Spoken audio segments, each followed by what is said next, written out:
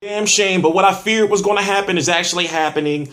I wanted those heavyweight titles to stay together as long as they possibly could. Remember, Wladimir Klitschko, before he lost to Tyson Fury, was the WBA, the WBO, and the IBF Ring Magazine Heavyweight Champion of the world. Now, the IBF have chosen to strip Tyson Fury of the IBF title because he didn't want to fight Glazkov next because he's fighting a rematch against Wladimir Klitschko.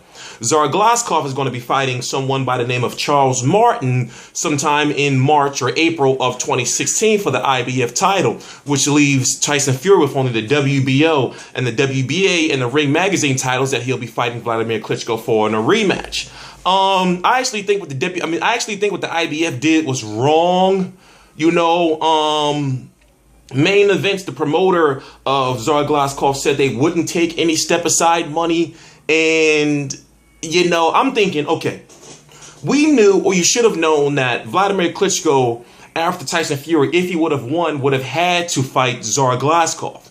But I'm thinking, well, it's not enough money in that fight for Tyson Fury, because if Wladimir Klitschko would have fought Glazkov, they're both Ukrainian fighters, and they could have had a big fight, you know, over there in Germany or whatever they was going to fight at.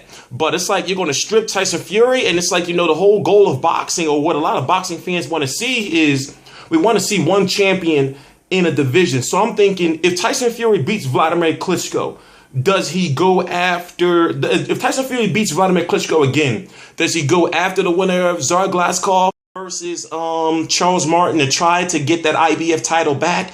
And maybe after that, you know, fight the winner of Alexander Povetkin versus a Deontay Wilder to be an undisputed champion.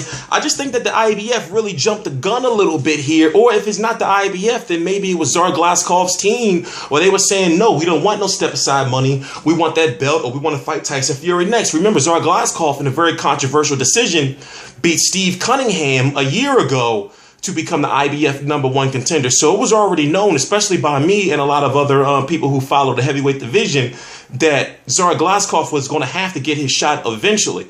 But I didn't think they were going to strip Tyson Fury this soon. He hasn't even been champion 2 weeks yet. It's crazy. He hasn't even been champion 2 weeks yet. So he's been saying that if they were to strip him, which they did, is that he was going to have a press conference and pretty much throw the belt in the trash. And I don't know if he, put it this way, I don't know if he should do that, because then they're probably not going to want to rank him with the IBF later on down in the future, which may eliminate his chances of possibly getting that belt again in the future.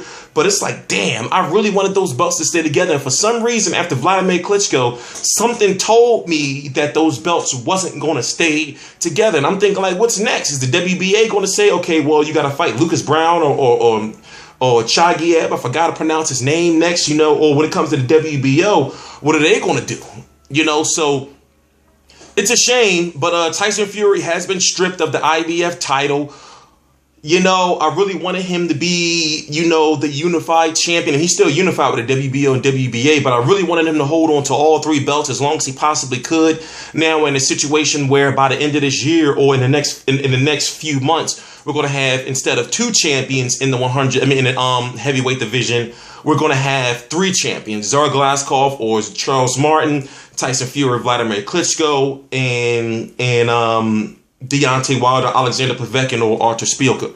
So it's whack, but at the same time, you know, he didn't want to take no step aside money. And I'm thinking his promotional team knew that, well, Tyson Fury is not going to fight you, and we've probably been promising you that you were going to get a title, so this is the easiest way to get a title. After all, Glazkov turned down the Deontay Wilder fight to go after this IBF situation. So I guess they pretty much knew that he was going to get stripped, and they were going to get like an easier path to a heavyweight title. But the question remains, if Glazkov does win against Charles Martin, will he hold that IBF title hostage and not want to fight a guy like Tyson Fury or Wladimir Klitschko, you know, even though it'd be big money in the Wladimir Klitschko fight, or a Deontay Wilder? You know, it just seems a little shady to me, but it is what it is.